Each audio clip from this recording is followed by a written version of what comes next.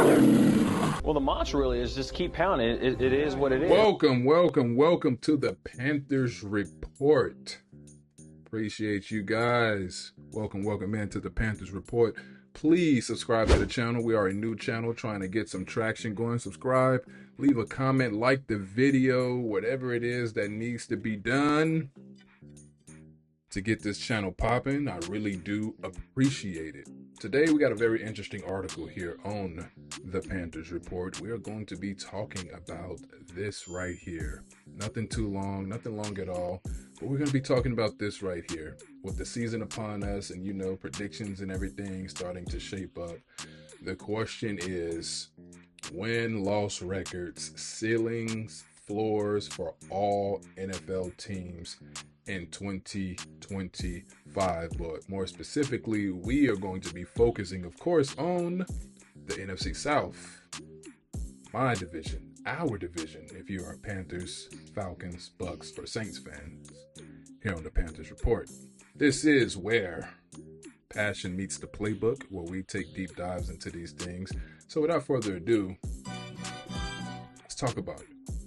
So, of course, we know last year that it was the Tampa Bay Buccaneers who won the division for the 4th year in a row, looking for division championship number 5 in a row. Looking for number 5 in a row, not number 5 in general. And the Panthers, of course, a team that improved down the stretch, especially Bryce Young. Still got some questions as we gonna take a look at, their X factor, what could be the reason that they don't succeed as well. They were, for a change, the Panthers were 3rd in the division and not last.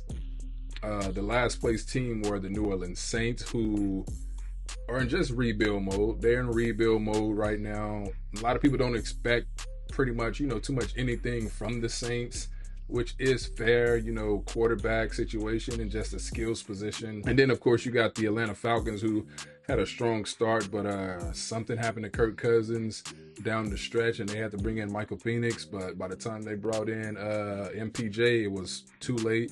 They did lose the last game of the season to the Panthers. I don't know if that game would have put them in the playoffs. They may have been already eliminated by then, but they did have a strong start. They did beat the Eagles. I think they played the Chiefs tough, but the Falcons definitely lost a lot of games that they could have won. So those are your NFC South teams, and we're going to talk about this report. And we're going to start things off with the Carolina Panthers. We're going to talk about what it says about the Panthers. It says Carolina Panthers ceiling 10-7. That's, I know I haven't done an official video, but that's pretty much where I got them for the most part, at 10-7. So that's pretty fair. That's more than fair, actually. But their floor 5-12. Now last year I believe they won just 5 games. I would honestly say that if the Panthers floor, in my opinion, is 8-9. But let's read why this ESPN article, I forgot to mention that, has the Panthers at the floor at 5-12. So it says, can the league's worst defense in 2024 become a top 20 unit? That's how bad we were last year. But they're asking if we can even be top 20. Think about that. Let that sink in. If quarterback Bryce Young picks up where he left off the final 3 games of last season, the success of this team will come down to the defense. Exactly. It was a really, really poor defense last year. And like I said, I don't have really any questions about the Panthers offense. Maybe the offensive line is probably the biggest question, which is very important. It's nothing to slack off on. But to me, I agree. I think it's going to come straight down to the defense. And like I said in times past, that's always been a staple with Carolina. They've always had a great front seven, a solid defense. Never like the Ravens historically or anything like that, but they've always had a respectable defense. And to see what happened to it last year, it was just, it was a shame. And Carolina ranked last in almost every major statistical category. The Panthers have made an effort to beef up the run defense and pass rush with free agency and draft additions such as defensive tackle Bobby Brown III, bye-bye, and Nick Scorton. Stopping the run is first and foremost. Carolina allowed the most rushing yards in the league, 3,057 yards. And the third most rushing yards in NFL history. I wonder who those two teams were. Who allowed the most rushing yards in NFL history. But yeah, so that's what they're saying about the Panthers. Their ceiling is 10-7. Their floor 5-12. If they win 10 games, that should be enough to win the NFC South. And not to mention the Panthers do have, I believe, it was ranked the 7th easiest schedule in 2025. They of course, they play the other teams for the most part who didn't make the playoffs. They play a third place schedule. We'll just put it like that. So we'll see. Y'all let me know what y'all think. Panthers ceiling 10-7, floor 5-12. I think their floor is 8-9. If they don't achieve that 10-7, I think it'll be 8 wins. But they should be able to get the 10. And the defense gotta show up. Now we got the New Orleans Saints. The New Orleans Saints, they're saying that the Saints ceiling 9-8. 9-8. Floor 4-13.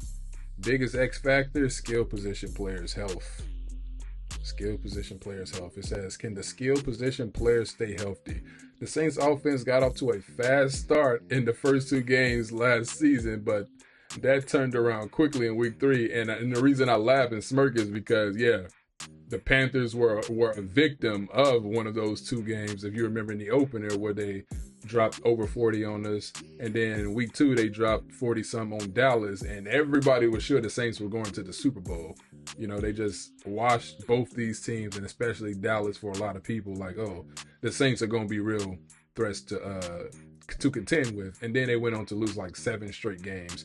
So yeah, they got off to a really fast start, but in week 3, they were brought right back down to earth.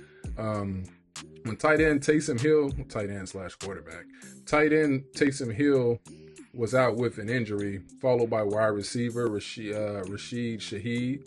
I believe I had him in fantasy as well. That may have been my buddy, never mind, with an injury in week 6. And then, yes, I had Chris Olave. I traded Mike Evans for Chris Olave. It wasn't Mike Evans. I kept Mike. It was the Panthers receiver who eventually got released, and I forgot his name. Ain't that something? So it really didn't affect either of us, the person I traded with or myself, who sustained the first of many concussions in week 6. The Saints struggled with injuries all over the team last year, but the health and performance of Shaheed and Olave will be a key piece of the puzzle this season, especially with a young quarterback at the helm. So whether that's Spencer Rattler or the quarterback they drafted, it might be some struggles for the Saints. So their ceiling 9-8, floor 4-12 or 4-13. Forgot we're on a 17 game schedule now.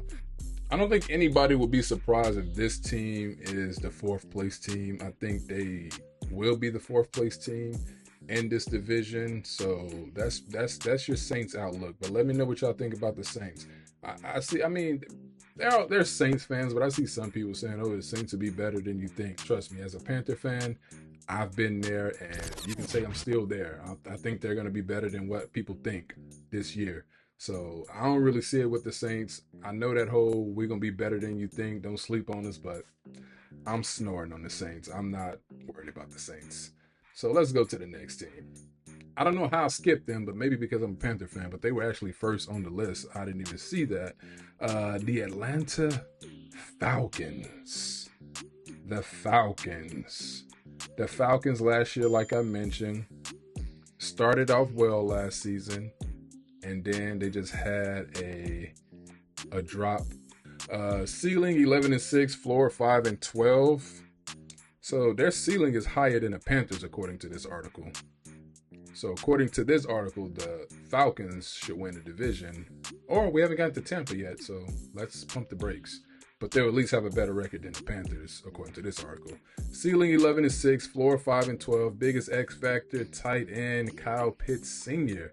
A great deal of the Falcons' fortunes this season rests on the left arm of second-year quarterback Michael Penix Jr., but a great deal of Penix's fortune rests with Pitts. If Pitts can even approach his Pro Bowl rookie output of 1,026 yards on 68 catches in 2021, Phoenix will have another elite player joining wide receiver in Drake London and running back Bijan Robinson. They are young and they are good. And the Falcons, I forgot to mention, had a really good draft. They beefed up that defense, and I think they can be at least a top 10 defense in this league.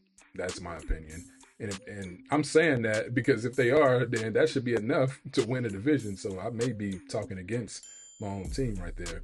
It says Pitts, 24, has not eclipsed 700-yard mark in any of his previous 3 seasons, but he says he's healthier now and has already formed a connection on and off the field with his quarterback, Phoenix. Michael Penix. I keep saying Phoenix. Is it Penix or Phoenix?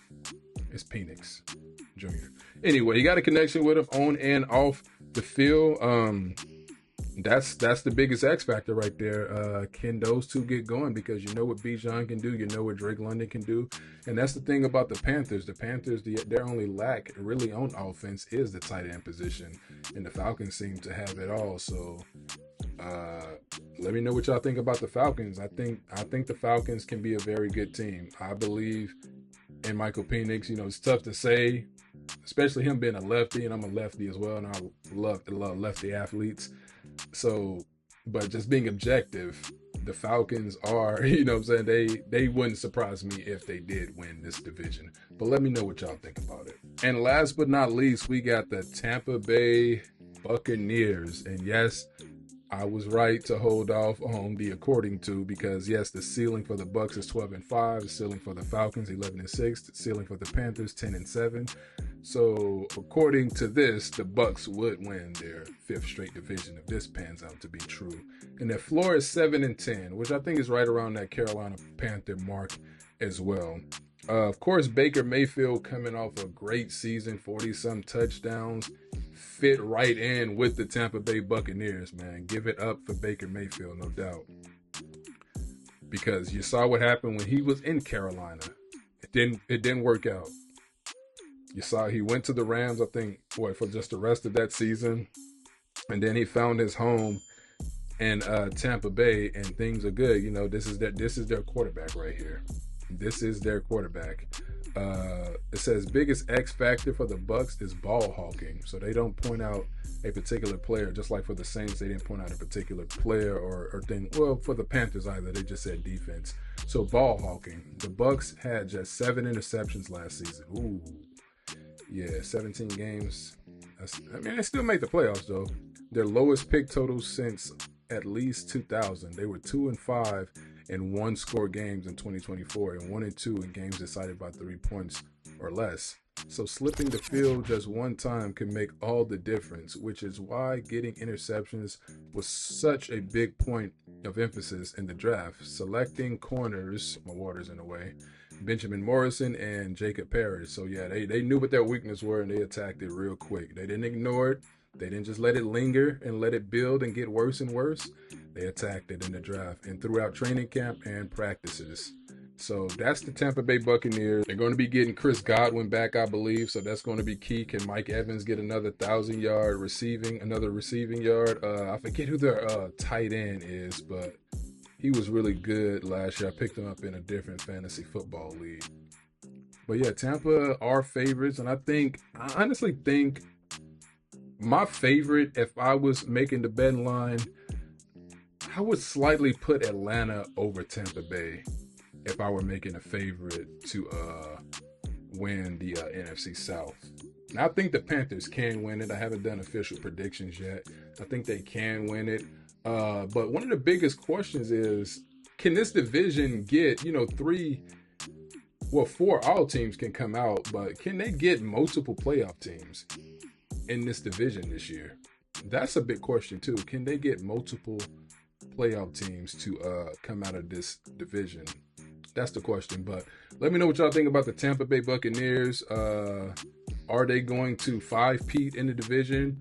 Are the Panthers going to make it to the playoffs at least? Not necessarily the division, but for the first time since 2017. I believe they're tied with the Falcons for the second longest drought. The Jets, 2010, haven't been to the playoffs since. Panthers and Falcons haven't been since 2017. And now I'm just rumbling, but I was going to say another interesting thing. I believe, somebody can correct me if I'm wrong, but the Panthers, the Falcons, and the Jets are the only 3 teams out of 32 that have not made the playoffs in the 2020s. I could be wrong on that, but I believe I looked at that the list of teams when I was thinking about that the other day and noticed that every other team made it. But y'all let me know in the comments if I'm wrong on that. If so, that is crazy. And the Panthers got to break that drought. So appreciate you guys for taking this time to tune in to the Panthers Report. And remember, always remember, never forget, the most important thing as a Carolina Panthers fan, keep pounding. Well, the mantra really is just keep pounding. It is what it is.